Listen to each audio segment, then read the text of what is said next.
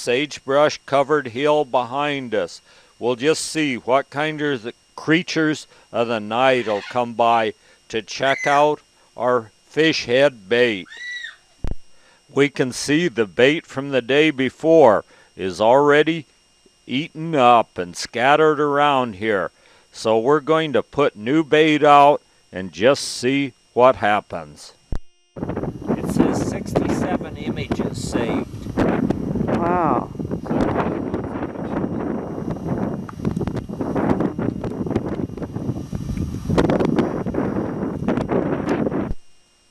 We're high above the hot springs up here, so we're going to take the card down. I'll replace it with a new card, and then we'll go down and test the water at the hot springs. It's a new day and kind of chilly and windy, so we're going to take to our vehicles and go over and check out Whitehorse Hot Springs and a few other places along the way. We're in our vehicles with heaters, so it's very comfortable. Little did we know that the day before when we were fishing out there was no one there. Then the next day, which is today, there was a person came over there all by himself to go fishing. He was out in a little boat. He fell out of the boat, managed to get to shore, and stumbled up on the shore for about 50 yards, where he sat and died of hypothermia. Had the timing been right where we were at Man Lake one day later, we could have changed the outcome of that. But that's the way it goes. You never really know what's going to happen in this world. We wind our way through a valley, seeing some very nice stone houses which are abandoned now, and then the cruder, earlier homestead houses are right behind it. As we move our way through this irrigated valley, which was quite productive for the homesteaders. If you can get water on this land, it'll produce pretty good. Another very nice old homestead house stands in ruins as we go through the valley. Then we break out up on top into a sea of sagebrush here, where you can see nothing but sagebrush as far as the eye can see. Our road is deteriorating to where it's just a 2-track cow trail now as we move our way eastward. Then we stop. This is what one of our destinations were. It's the Sunstone Area, or commonly known as the Oregon Diamond. Supposedly this is the only place in the world where you find these, and these will facet into a nice ring or a necklace for a fancy lady. They aren't nearly as hard as a real diamond, but to me, I think when they're faceted into a ring, they're even prettier than a diamond. We'll look around here through the sagebrush and just pick them up right on the surface of the ground. And there's abundance of them, and they're nice big ones. They'd sure make a nice ring if we had some way of faceting them. The wind is cold enough, it's chilling us to the bone here as we keep looking for these. We find a velvet beetle scurrying around, and you can see him walking right over the top of some of the sunstones here. This velvet on his shell surely has some purpose out here. Today it might be kind of handy just to keep him warm. Our next stop will be the short-lived Pony Express station, where they hauled the mail across the sea of sagebrush. Their ads used to come out, wanted wiry young man for Pony Express, and they wanted orphans too, because there would be no family to sue them if they died, since this was a dangerous business, galloping across the sea of sagebrush to haul the mail in all types of weather. The construction here was simple, and the same basic thing that all the old homesteads in the 1800s were built. just double layers of stone with mud between for mortar. We push on. Our next stop will be a place where we think we might be able to find an agate. And it looks like we found it. I look in the hole and see some agate as well as Ed's little dog. Just great big huge chunks of agate, but they're still stuck to the earth. So we'll see if we can get a little bit of this free here. Ed's down in there working like crazy, and Sam and I are standing up there giving him advice. Finally he rocks one till he gets it free, and that's a right nice piece of agate there. As he passes it up to me. I've forgotten my coat today, so I borrowed an old sweater from Marge. It's a little better than nothing, but not great. We move on up a chilly, dust-covered road through the sagebrush. We have a liberal coating of dust on it, so how about going to a hot springs and washing some off? Oh, it's real nice. Oh wow, we're gonna test it then. It's real nice. Yeah. This pool is the hot one here, and the volcanic gases are escaping there with a bunch of bubbles wiggling their way to the surface.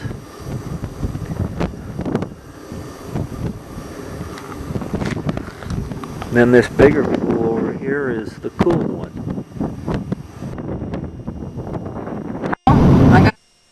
After spending quite a while in the hot springs, warming up and getting clean and just plain enjoying that wonderful hot water that nature provides us, it's time for us to head back toward our camp and have dinner and get ready for the next adventure the next day.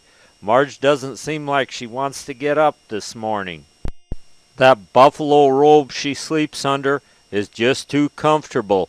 I go over to Ed and Sam's trailer, and it looks like Ed's little dog is up and ready for whatever the day might produce.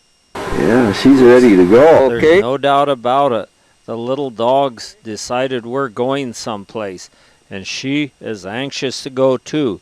So we're going to take Ed and the little dog out to see the mysterious moving rocks on the Alvord Desert playa, and then we'll go on. There's a trail behind that rock.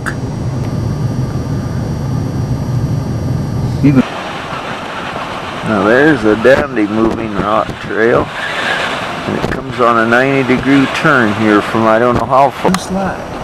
Yeah. Don't roll. Yeah. They slide. Yeah, see how it's, you know, the wind changes and it goes a different direction. After moving across the playa and looking at the moving rocks, we decide to go on a not-so-good road here and go out to a place where we think we can find another type of agate. Skillfully, Sam steers us up quite a steep hill till we get up to a level on top where we can see the whole world. There's some fog hanging over the Steens Mountains, and it looks like we're ready to start looking. We walk down over the side of a bank there, and there's quite an agate. The dog's looking at it too. Yeah. But if she likes it, that's all right with me. Yeah, that's all that counts. But yeah. this is a nice. This is pretty. Pick it up there and come out. And look at it even down on this side. And look at that white down below. Right here. How about that clear? This down here is what I was looking at. Yeah. That white agate. That's a good one. There's the, Yeah. there's the scene right there.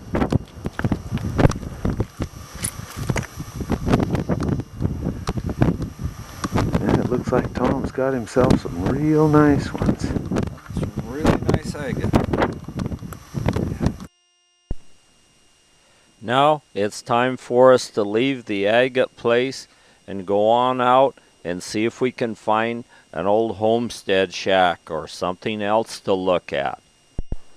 It's down a very steep hill, and we'll wander down and back on the desert floor again, and we'll start looking for signs of human inhabitants.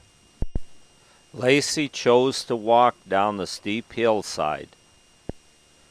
We wind our way across the desert floor under cloudy skies until we come to a spring. This spot where we're going is what I call the Agate House. It's right on the edge of a giant spring out here called Tule Springs. There's just acres and acres of tule weeds and a few ponds the settlers have dug in here. We look for the ruins of the Agate House, and finally we find it right between two ponds. The settlers have dug these ponds in for whatever reason. Maybe they did some irrigating out of them, or used them for fish or swimming or something like that. Maybe they just like ponds. This one has a good flow out of it. We look around the old Agate House. This house was inhabited by a person who lived here all by himself and broke horses. He went to war or something like that in World War II and never came back. And the house has totally fallen down and is in total ruins now. But it looks as though it was built in 18-something by the type of construction.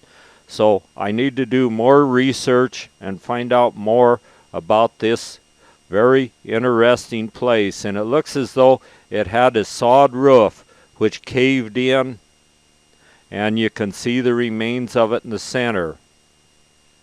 It's the same type of construction, double wall stone with mud for mortar and mud in between the two rows of stones.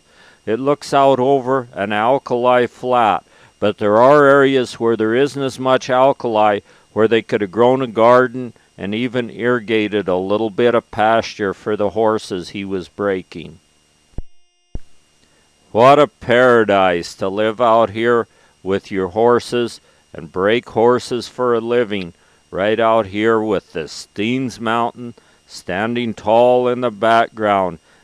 Would I ever have loved to have been born in that era and lived in a spot like this. Listen to him, he's sure squawking over there. You better be quiet, bird, or we'll put you in noodles.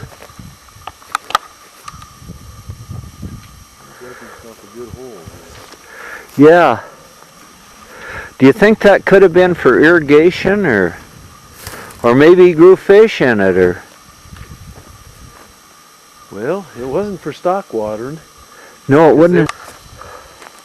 What does that look like? He had a dirt floor built up there, Ed?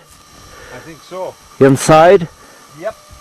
He probably didn't own a woman then. I'm wondering if he had stone floor, because there's a lot of them, Oh, he could have. you know, Right. been laid out. Yeah. Yeah. But he probably didn't have a woman. The way the house looked. And finally, we see two of the majestic wild stallions out here galloping through a sea of sagebrush. These are probably old bachelor stallions that have been kicked out of the herd by a tougher, younger herd stallion. Makes you wonder if these might be some of the descendants of the horses that the man that lived in the Agate House was breaking. And maybe he went off to war and just let his horses be out there, and they became a herd of wild horses to roam the desert in freedom with their manes and tails flowing in the breeze. We come to another gate. Ed's going to open it, and I hope he's a real cowboy and gets on the right side of it when he closes it. Then we hit the main road, and we're going to go back to camp now. I do hope our cook hasn't been reading and is doing some cooking. And it looks like she is, and it looks like, guess what? We're having fish again, and that sounds good to me. I think she got yours, Sam. No, this one, here's Sam. Oh. Still cooking. I put it over on that cooler. What's this around your chair here, Ed? What's this here around your chair right here? He's sitting in an ant nest. Oh, I'm too close to the... We're laughing at Ed again. He's set right on an anthill here. Good thing he isn't still a park supervisor, or he might just fire all of us here. We're settled down to having our dinner, which tastes really good after a day out. And I'm going up and check my camera. Looks as if a kangaroo rat came during the night. This is with the flash. He came in to munch on our bait a little bit. Then it looks like an antelope ground squirrel came. And then during the daylight hours, look who's here. This must remind you of somebody you know. An old bald-headed buzzard came in to try the bait out. The mirages were incredible out on the desert. It looks as if we're driving through water here, when actually it's just a mirage. And this Alvord Desert playa is used for the land sailing and sometimes airplanes, and out here. it's registered as an emergency landing ground for the space shuttle, and it's also on the big airplane chart as an emergency landing field. But the camera doesn't see it exactly the same as your eye, but just the same. This mountain ahead of me, I think that's Pueblo Peak. And right after World War II, a big heavy bomber that was built to make bombing raids, long-range bombing runs over Germany, crashed up there, and some of the remains are still there on top of Pueblo Peak. I've ridden down to the end of the playa now, and I gotta find the little road that goes out to where the wild horses are. I don't want to go across country and disturb anything. And I came from up there across the playa, by the Steens Mountains. Oh, and here's the little road that takes me out of the playa area here. I try to discourage people from riding four-wheelers and motorcycles and things all across the desert, although the playas are all considered highways, so they're okay. But out through the desert, that's a pretty fragile resource, and there are roads going everywhere, so you can just use one of the roads and not be tearing anything up. I pause a moment to look at a pile of stallion manure on the road. They always go at the same place every day when they're around there, and this is a way of marking their territory. Anytime a horse is out, they'll always check these stallion piles. That's like saying, hey, who was here? They're normally on a road or someplace where it's or a clear spot where it's quite obvious. Most of the animals will walk down the road. Here I see numerous horse tracks down the road, but still no sign of the horses. I go through the sand dunes here. Going back through, I went out Big Sand Gap and coming back through Little Sand Gap. I steady on the Steens Mountains. They always guide you back. It's almost like a lighthouse at sea. You can steady on them and make it back to camp real easy. If it weren't for the Steens Mountains, it would be much more difficult navigating out here, but you can see them for miles in any direction. I move at a good pace through the sand and then back out onto the edge of the playa, where I'll be able to whiz across that smooth playa at really good speeds. One more little sand dune to go over and I'll be there. On the east side of the Alvord Desert, there are all these piles of dirt, which has been, the water action has made them up into little mounds, and there's always sagebrush on them. I get past the piles of dirt with the sagebrush on it, and I can open that thing up and really whiz across the Alvord Desert. I've seen no horses today. Normally I always see horses out there, but I think it's sort of a dry year out here, and I think they're south, down by Tule Springs or someplace. I'll have to try that another time. It's not a good idea to bother those horses this time of year because they have young foals. Marge and I are going to make a trip up to the old orchard that was planted by a couple miners. There's peaches and pears, apples, cherries, apricots, and plums up here. We would go up with Carl, who lived right down, the only person living down next to the desert year-round. He lived down there without a telephone or communication with the rest of the world. He died last winter at about 90 years old, but we can this fruit for him and then send it over with someone or bring it back ourselves, and he really loved that sort of thing. The peaches are blooming really nice now. We hope to have a crop. It looks as though the apricots have frosted though, so maybe no apricots this year. Oh, the pear tree hasn't started to bloom yet, and it looks as though the blossoms are all right on it. Maybe there'll be a crop of pear. More of the pretty peach blossoms here. It's really amazing how these peaches and things grow up here. At that latitude, they're not supposed to do it, but there's a microclimate from the hot springs.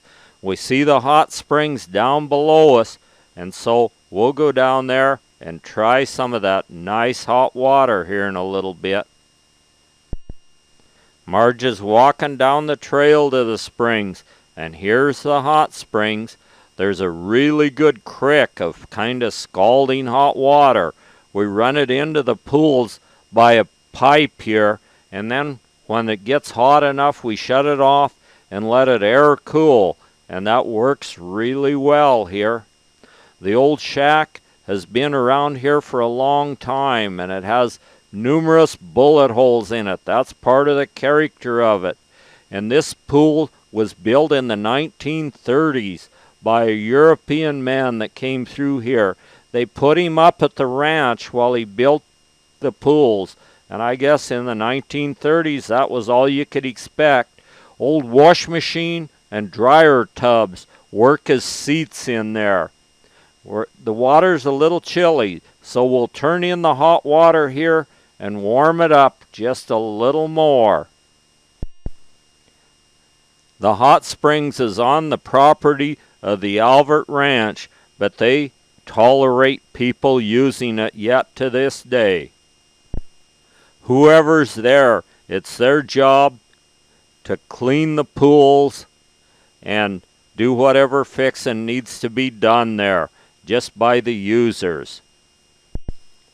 We've adjusted the pools to where the temperature is just exactly perfect. This is a great spot for sunrises and sunsets or any time during the day, and there's always a lot of interesting people from all over the world show up here, although there wasn't as many this year because of the gasoline prices. It's getting close to sunset, so Marge and I are going to take the four-wheeler out and watch the sunset out on the middle of the playa. What a neat thing to do. Down the little dirt road and onto the playa, and we'll have an unobstructed view of the sunset there as the sun is sinking low behind the Steens Mountains. And there we see it. The playa shines almost as if it were water there. It's so hard that it just shines really nice, and we can see the cracks of the playa here real well. We scoot along at a good pace, watching the playa go beyond us, and our shadows are getting long. The sun will soon be set, and what an excellent day to celebrate a sunset. We go farther and farther out on the playa to watch that sun as it majestically dips down behind the Steens Mountains.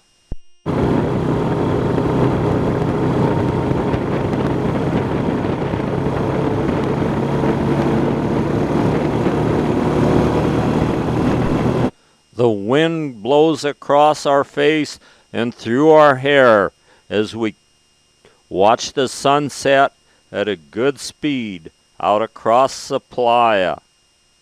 As things are turning gold and the colors are becoming more brilliant and the shadows are growing longer. When the sun gets that low in the sky, it doesn't take much time for it to dip down below the peaks of the Steens Mountains. We travel clear across the Alvord Desert over to where these clay mounds are. Most of them have sagebrush atop them, but they're quite interesting, and sometimes there are jackrabbits here. These jackrabbits dart out ahead of you. The next morning, I take the 1 mile trip up to Pike Creek to see the juniper growing out of a big boulder here. Quite amazing. It's growing right alongside Pike Creek, and there's even a little place where people camp there, right in the shadow of the Steens Mountains. Little Pike Creek is roaring its way down to the Alvord Desert, only to be swallowed by the desert. There's just a little puddle where it comes out. This little creek has the endangered species, the Lahontan cutthroat. When this was a lake 700 feet deep, there were huge Lahontan cutthroat all over it. But some of these streams like this, they've spawned these fish and planted them in various lakes here where they get to be quite large fish. Man Lake is one of them, and they've adapted to this area. They can withstand the extreme heat of the summer suns on the desert, and also they can withstand the extreme alkali content of a lot of these lakes and waters out on the desert. We can see the little pool where Pike Creek comes out. Across you can see Little Sand Gap. When the water broke through there, you can see a very distinct water line all around the rim of the Alvord Desert here. This gap drained the desert down a certain amount, and it must have been there for several years because there's a very, very distinct water line all around the edges of the desert, up quite a bit higher than the playa. The history of the geology of the area is quite evident here. The choke cherries are starting to bud but haven't started to blossom yet. They were one of the staple foods of the American Indian. Sometimes they would crush these and dry them with grasshoppers, the combination of the two, and that was a really good winter food when they dry them and put them up for winter. A few of the very delicate, very tiny wildflowers are starting their blooming cycle here. When you hike up Pike Creek, you can hike up right under those cliffs, although the trail doesn't go that far, but it's still nice up under the cliffs. The old haystacker sets idle there. It hasn't been used for years, but the early settlers and stuff made those, and they operated with horses. The ruins of an old homestead, which is now part of the Alvord Ranch, sits here, deteriorating in the sunshine of the Alvord Desert. I decide to ride my four-wheel Honda out across the playa and over to the Little Yellowstone of southeast Oregon. This is known as Mickey Hot Springs. This is a boiling hot pool here. Numerous people have died here when they fell in. One time a guy was there, his dog fell in. He went after him and was cooked in no time, he and the dog both. There's a little ditch runs out of there with a pool here. On a cold day you can use it, but usually it's way too hot. We can see steam raising down below us and hear bubbling and gurgling. This is one of the mud pots. When there was a lot of moisture a few years ago, it had bubbling mud in it. Now the mud is pretty well dried up, but the steam is still venting, so you can hear 'em hissing and growling here. Down below is another mud pot. The mud's pretty thin in it, but it still is working some. You can hear it popping and gurgling as volcanic gases are making their way to the surface. Another bubbling mud pot here where the steam is still venting. No, the mud has dried up to where it's not gurgling in mud. Then more just super hot mud pots here where they're gurgling and bubbling and volcanic gases are escaping to the surface. This one here is a more active one here. It's almost like it's erupting here. Really a lot of water coming out of that and bubbling and popping and steaming. There are hot springs coming up all along this little stretch here. Probably the most of the water and gases are erupting out of this hole right here though. And it all steams its way down this ditch with the snow-covered steams standing tall, watching over it in the background. Another hot spring's just coming to the surface but not flowing out, as well as another one there, and then this superheated water is making its way on out into the desert here. There's a little geyser here that's roaring like a lion here as it steams and puffs volcanic gases and steam from way down deep in the earth. But I'm not going to stand here too long. If that erupts, I might get cooked. And some more steam vents coming up right here. This geyser erupts every now and then, and I have no idea predicting when it'll be, but I can see the moisture around the side of it there where it's erupted not too long ago. And a couple others here that could erupt slightly.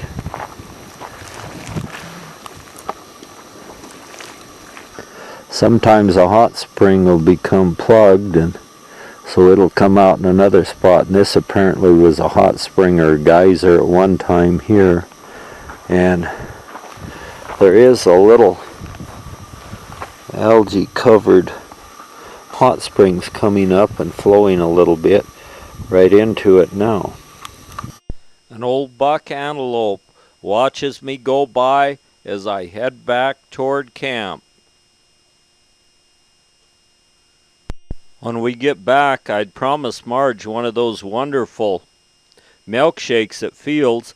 We go down and find some old ruins here. These old ruins were part of a stage stop. About every 20 miles there was a stage stop. They could get fresh horses and food and water for their passengers and leave off mail and supplies at Fields.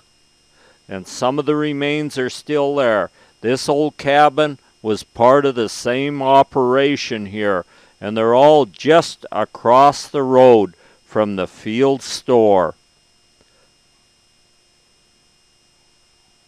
You can see them there right in the edge of the old trees, right across from the store. We're going to head north and try Borax Lake. This is another wonderful hot springs, like another little Yellowstone here. As far as I'm concerned, it beats Yellowstone. You can go in the water there and you don't have to pay an entrance fee, and you don't have a jillion tourists. There's a gate here to open, and we'll go through and on out to Borax Lake. There's a pond just before we get to the Borax Lake. This was part of their borax operation, I think. And so the geese and ducks and all kinds of other waterfowl just love this place here. You can always see numerous wading birds around the edge as this graceful black-necked stilt wades through rather deep water there.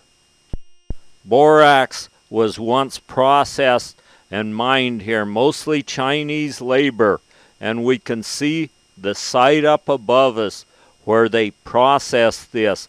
They used heat from burning sagebrush to fire the operation to finish the borax off to where it could be loaded on 20 mule team wagons and shipped to Winnemucca. The old tanks are there rusting away though. The operation had to be stopped because they ran out of sagebrush to burn. Giant hot springs out here have built a mound around it. As the water cools, the minerals are deposited, and over thousands of years it's built a mound up here. Two little common snipes seem to be lovebirds setting around the edge of it. Probably a good place to find something to eat and to keep warm as well. As I get closer, they take to wing and fly across the lake.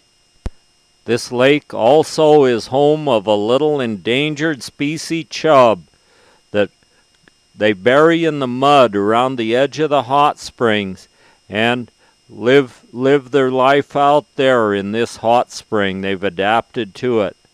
We'll take a little trail, walk over, and check out the old tank. And they are all riveted together with rows of rivets instead of welds. Typical of the period of time when they were built. Looks like there was a little road up here, and maybe they hauled the borax up in wagons and either dumped it in that tank or this tank.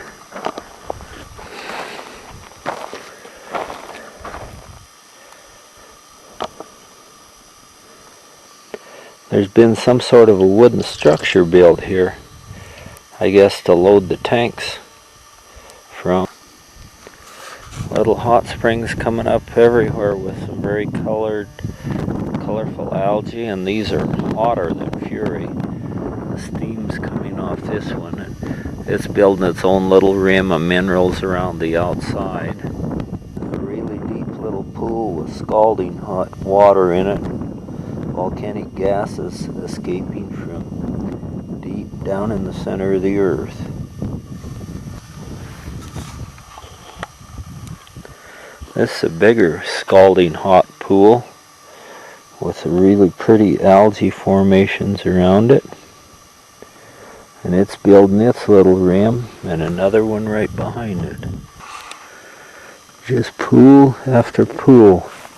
A string of them here, with hot water gurgling up from below. Some are small and some are quite large. They're pretty much all hot though. More and more pools. This one must be hotter. It's got a lot of bubbles coming up in it. It's a little bit bigger. Some really pretty algae here. A network of algae in this boiling hot, steaming, scalding pool. The very small pool ahead of me seems to be erupting a little bit here. all kinds of volcanic gases popping up to the surface. And it's building stone around the edge. It'll be building a mound here with the minerals from the hot springs as they cool. The steaming pool right in front of me has already built its own little mound around it, and it has a natural bridge right inside it there. More springs that have built their own little mounds. That one's gradually building a mound around itself. We're walking further and further up the road, and there are more pools all the way we go. An old coyote's out there hunting along to see if he can find his dinner.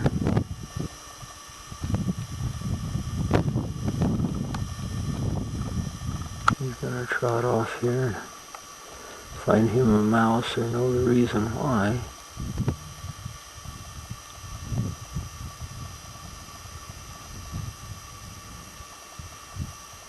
It's an old male coyote and he's marking his territory. I see a pile of clothes and a little head peeking out. I wonder what's going on over here. This is a nice big pool here, and sometimes the temperature is just right and it's deep enough you can see to the center of the earth. This one right here is the main one we like to use though.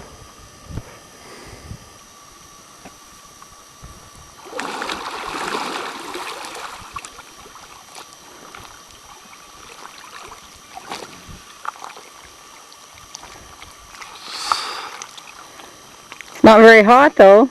No, it's really perfect for exercising. These pools are so deep that you can't set down in them though. You have to keep swimming and moving, and if you hang on to the sides, sometimes, particularly later in the year, there's a little teeny bug that's so small you can hardly see him that'll bite you when you're hanging on the edge. We call them, they walk on the water, so we call them prophet bugs. They're their own prophets because they walk on the water. Background, heavy laden with good borax dust that Marge loves to get in her eyes. The hot springs here is making little stair steps with minerals as it drops down to the desert floor. The hill right behind Marge, that's the mound that Borax Lake has created. The lake's right on top of it. Mr. Coyote's still out searching for a mouse, and it looks like he's found one here. He's going to dig him up and eat him, I think. There he's digging right now, and he'll soon have a meal there the way he's digging it up. He dug the mouse out and sat down and ate him right there in front of us. He didn't have very good manners. He could have shared it with us. After he ate his mouse, he went ahead and trotted on out across the desert, looking for another, I guess. It's now time for us to go. Even though it's been well over 100 years since this borax operation was here, we can still see evidence of it, and a lot of this was probably hand dug by Chinese labor here to get the borax out of the ground and get it to market. Our car splashes as we go through a small puddle of water heading out of here. We'll watch a couple ducks and then we head toward the gate.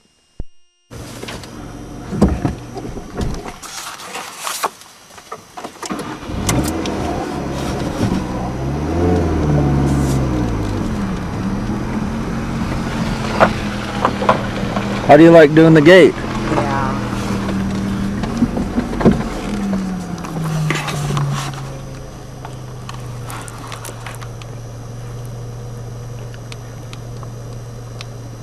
That's the way you tell the real cowboys from the not real cowboys. The real cowboy gets on the right side of the gate when he shuts it so he doesn't have to crawl over the gate. And it looks like she must be a real cowboy.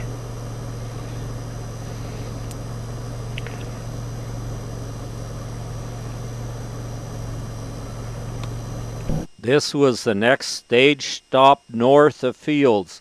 First south of Fields there was Denial, and then Fields, and now Andrews here. And this old building was at one time a store and a post office and a stage stop. This place is known as Andrews after the people that ran it. Some of the descendants still have this stone house here, the old original Andrews house, and the old schoolhouse no longer holds school, but it still stands and people still live in it here. As each day passes, we see more and more wildflowers starting to bloom, as this white Leah here is blooming right close to the desert floor. The death camas, its single spike of flowers above the desert floor to be pollinated. The lupin is starting to bloom a little bit here, only beginning. And the wild currant is in full blossom now, waiting to be pollinized by the next bee that comes by, so it can have some excellent fruit. Another one of the death camas is in even fuller bloom. More of the pretty white Leah stretch their blooms out to attract an insect to pollinize them. And early Americans have been here. We can see their chips where they fashioned tools here. Thought to dig his den here. Or maybe he was just digging out a rodent to eat. I've found what appears to be some graves here, and this very well might have been settlers' graves, or it could have possibly been Indian graves, like a Christian burial after the missionaries had got to them.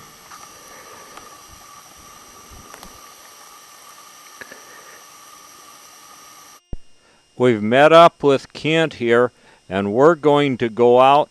Ken wants to take a quick look at the moving rocks, and then we're going to go on to an old homestead house, a lonely old homestead house out here in the sea of sagebrush.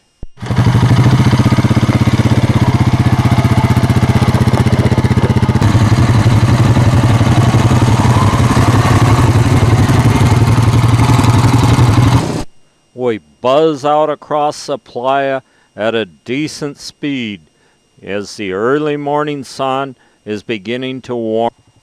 Kent is heading into a mirage here. It almost looks like water, but it's nothing but a mirage out here. We find our mysterious moving rocks that have left trails behind them right ahead of us here. There's a nice one, and the trail comes from a considerable distance. Here's where it's set at one time and then moved down there. These moving rocks are extremely special and need to be handled with much respect. You should never pick one up or disturb it. When we reach the edge of the playa, more and more wild flowers are putting on their annual display for us. We find some chips by early Americans, and there's a great Basin gopher snake, and he doesn't look like he's in a very friendly mood today. You gonna hiss at me, huh? Oh yeah, you're mean. He got small, but he did that too. He took a deep, big breath, and then you see he got really small. Oh yeah, I see him. Getting skinny and fat. Can you strike at the camera? Sometimes they will. Yeah, I bet he can jump a foot at least. Yeah. Yeah. Oh, I bet 18 inches. You know, there was one right on the trail to the hot springs, and this guy got to monkeying with him, And I knew something was going to happen pretty soon. They may not kill you, but they got teeth. They'll lose those teeth in you, and then you have to pull them out. Yeah. And you know what? They get infection just like anybody else, too. Right, yeah. So the best way to get bit by them is not to. That's right. You're going to hiss again, huh? Let's have you hiss one more time, real good.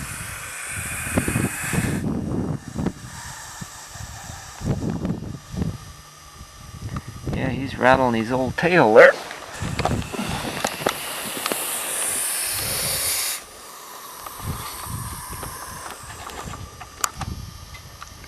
This antelope has made an attempt to cover his droppings, similar to a cat. Okay, now you were here, you say, in the late 70s? Yep. And In the 70s. yeah. And it was mostly a complete house with a full roof, had a lean-to on the left. The back wall was still in it. The weather had attacked it. I mean, you could tell it was been there a while, but it was in a lot better shape than it is now. And you said the interior walls were plastered then? Yeah, they had like a whitewash on them. Uh-huh. Almost like what you see on the outside, except they had, whitewashed it somehow to. Yeah. And that's just stucco oversawed then, you think? I think so, yeah. Yeah. Wow, what an incredible find. And I'm amazed that they never put a roof over it. Put some sort of structure over the top of it to keep it preserved. Yeah, They go to the trouble to build a fence, but then they don't preserve it. Yeah. Yeah, and it'll be gone in a short time. Yeah, well, there's a lot less here now than there was. It's going away. Yeah. There's a pond that even had a couple mallards in it that are heading out, and a really good spring coming out here.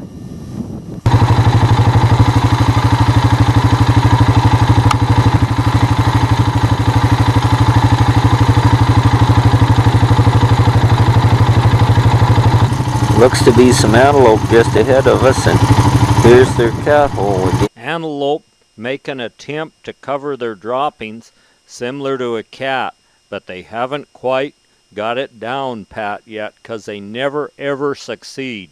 But we see the tracks where they've been trotting down the road ahead of us here. I see an eye peeking out of the sagebrush here. I wonder what that eye is attached to. We'll go around here and see. Not only is there an eye, but there's a long set of ears, and that's one of the black-tailed jackrabbit of the sea of sagebrush. They don't even live in a hole. They just live under a sagebrush out here. And there he is. He'll be hopping off. He better be a little bit careful here. I just saw a coyote here a couple days ago, but look at him go. He's going to make good his getaway. A long-billed curlew is out pecking for his breakfast. Marge and I'll spend what's left of the day here at the hot springs watching the curlews and things, and the next morning we're going to get up and go out and meet Kent, and we're going to make a long trip out and find some springs and some wells and another playa similar to the Alvord Desert. Marge is all bundled up and we're ready to go. She checks the mileage, sets the odometer on 0, and we're ready to head out. It'll be an all-day journey, so we had to make sure and double-check it to see that we had plenty of water. We moved down the little trail across the main road here, and out across the playa we'll go. Our small wheels push us across the playa in next to no time. A little dust is stirring up as we move out across the playa to meet Kent. We arrive at Kent's motorhome to find he's on his Honda and ready to go, so there's no reason why we can't get headed out right now. We move out a rather dusty road we go through some hills, and then we're sort of on a plateau. We have an interrupted view of the Steens Mountains with clouds boiling over the top and a foreground of a sea of sagebrush in front of us as we continue on our journey, hour after hour. Pretty soon we look ahead of us. That's our destination, Coyote Lake. We're going to stop and look at a well. This country out here is part of the empire of the Alvord Ranch. Although it's BLM they have leased, but they have to have water for their cattle out here. And here's one of the wells. It's an electric submersible pump run by a butane generator. There's a little generator. There used to be a little building here. And the water comes I think out. there's a road that, I think that starts there. There's a road that goes off out that way. I haven't been. We're now approaching Coyote Lake out here in the foreground. Well, it's not so far out to it now. Be there in a bit. We passed by another well on our way out to Coyote Lake, only the generator and stuff are below ground here. We come across our first gate here, right on the edge of Coyote Lake. This is the first gate that we've seen in over 30 miles of open range. Through the gate, and we're on our final approach to Coyote Lake, where we hit the playa and pull the gas back and do some exploring out here. This playa looks similar to Alvord Lake, only not quite as big, but the same kind of playa, and this is pretty big too. It has several sand dunes out here in the lake with the playa going around all sides of them, so there's a lot of exploration you can do here. It has vast open space and lots of mirages out here as well, and this one, different than Alvord, it has lots of narrow little coves on it that you can go up and explore as well. Kent takes us to the little island where they camp sometime. And this little island's built of sand with an uninterrupted view of the Steens Mountains in the far background. So those Steens Mountains are about 30 miles over there, I guess. But the rate we came about 30. Oh, okay. So by the crow fly, they're probably 20. Yeah, yeah.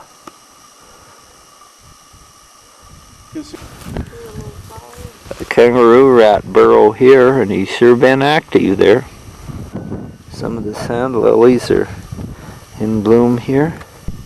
A little lizard's laying here.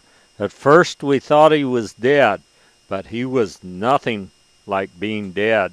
As soon as we got too close where he felt threatened, he just rose up, whirled around, and went right in that hole where his tail is. Didn't he run? Mm-hmm. Come on, feller. More sand lilies grace the top of the sand dune out in the middle of the playa. More of the sand lilies. We have driven 33.4 miles out across a sea of sagebrush to come to this Coyote Lake.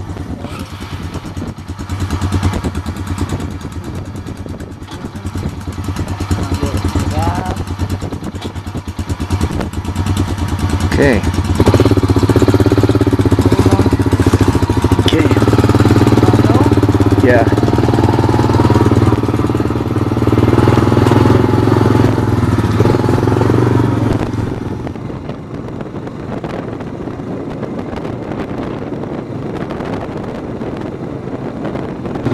There are sand islands and little channels going every place here on this lake.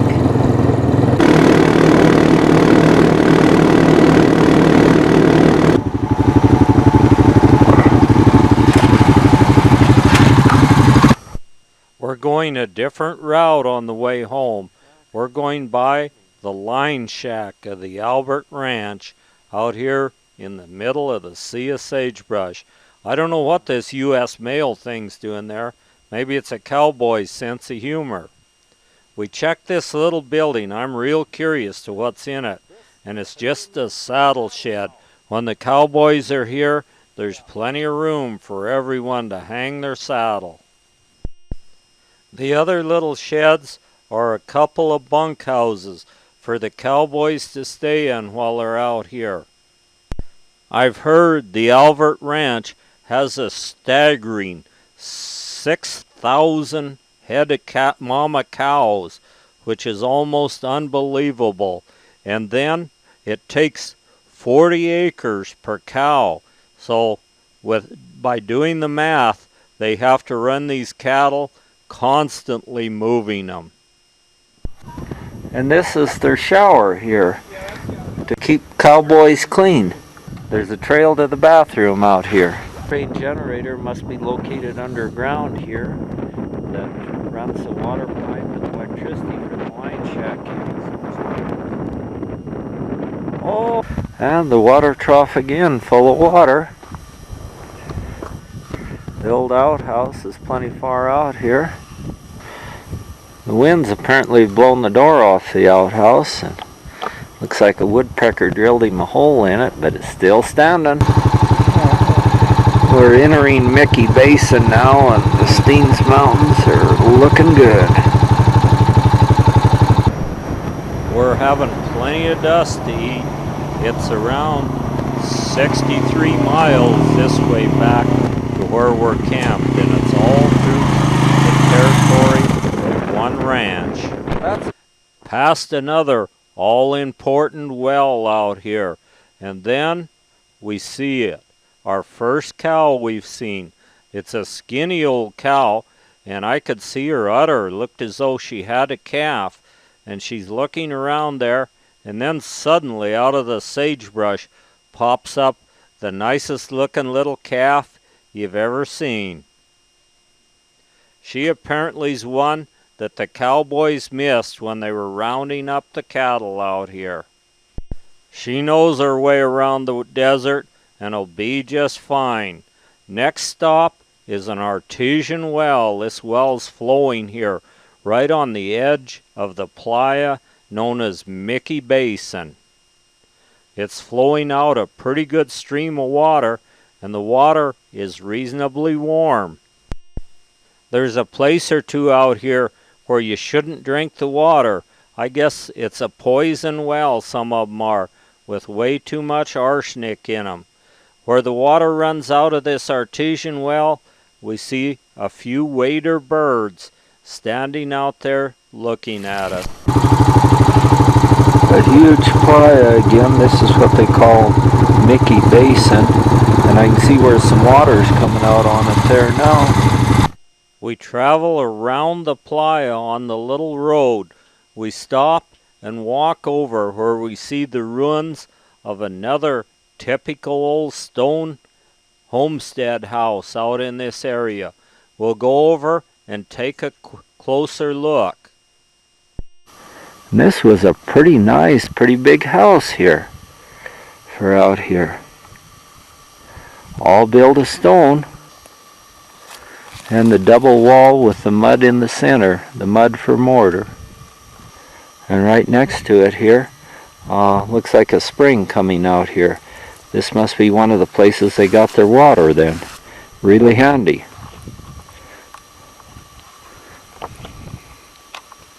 Looks as though they had chickens. There's chicken wire.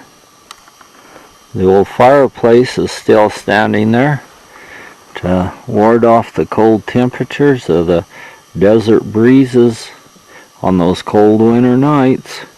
Must be here where the door was to go in. And maybe there was a window right here. Marge is brushing off about 60 miles of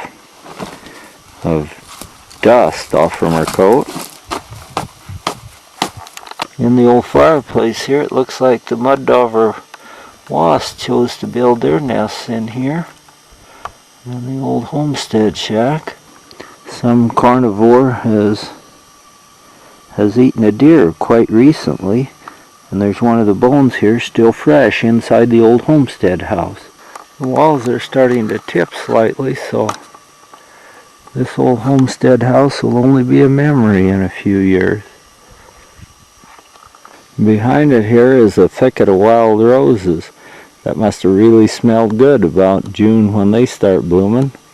And there's a pile of rocks that we don't know what the reason for that was. Okay.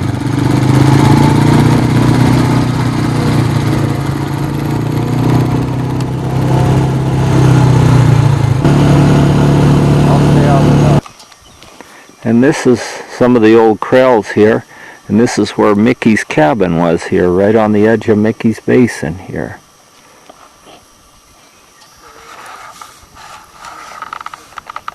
This must have been Mickey's stove here.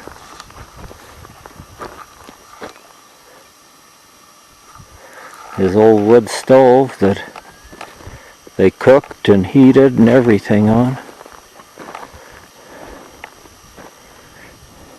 And right here is apparently where his cabin stood.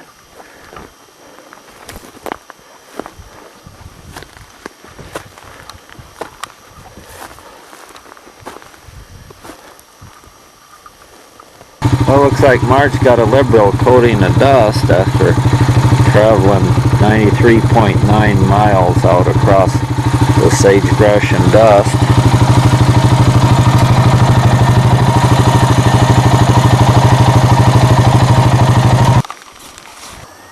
There's a dressing room here and 2 pools. There was a shelter around them, but it's pretty much gone now, with bullet holes in the old tin.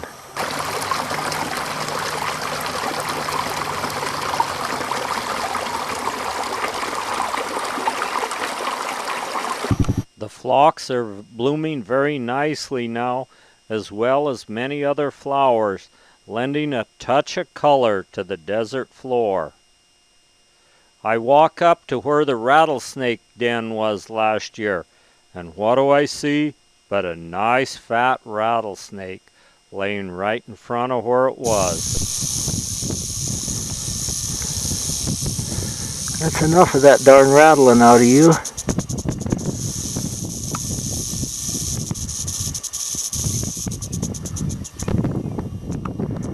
What's all that rattling about? You think you're scaring me, huh?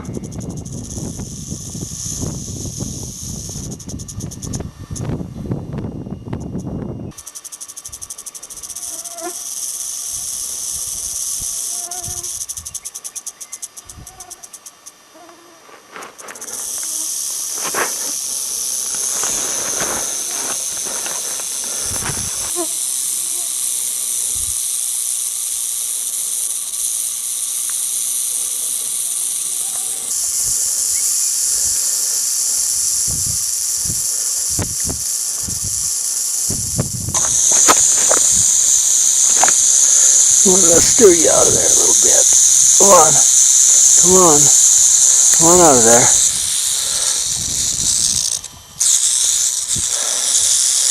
Come on.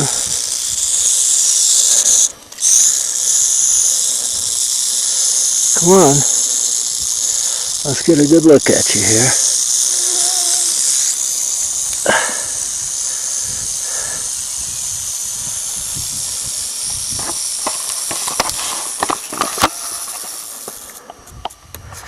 You're sure full of rattles today, aren't you? Yeah. Come on. Let's tickle you a little bit here. Tickle you a little bit. See if you like to be tickled.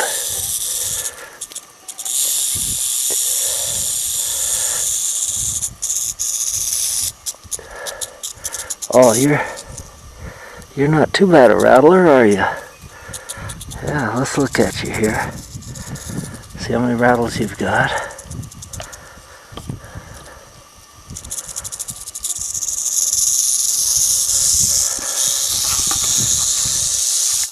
After the rattlesnake, I go around and look at some of the flowers that are in bloom up here. There's a little lizard laying right on the rock here by the rattlesnake, sunning himself. He better hope that rattlesnakes don't like to eat little lizards, 'cause he's right in front of a den full of rattlesnakes. The lupin are blooming even at the higher elevations. The buckwheat family is well represented here on this hillside, with their yellow blossoms covering the hillside, giving it a really nice color. The white lupins are just starting to bloom. They're white and yellow lupins here, about the only place where this kind of lupin grows. At first I thought it was a domestic, but they're indigenous to this area, and they're very unusual. These look like they might be light blues and yellows that are just about ready to bloom. How nice it is when they're blooming, and they're very sweet smelling lupin. Every place you look, and they're all different colors. The stone house here could have been Alvord Station.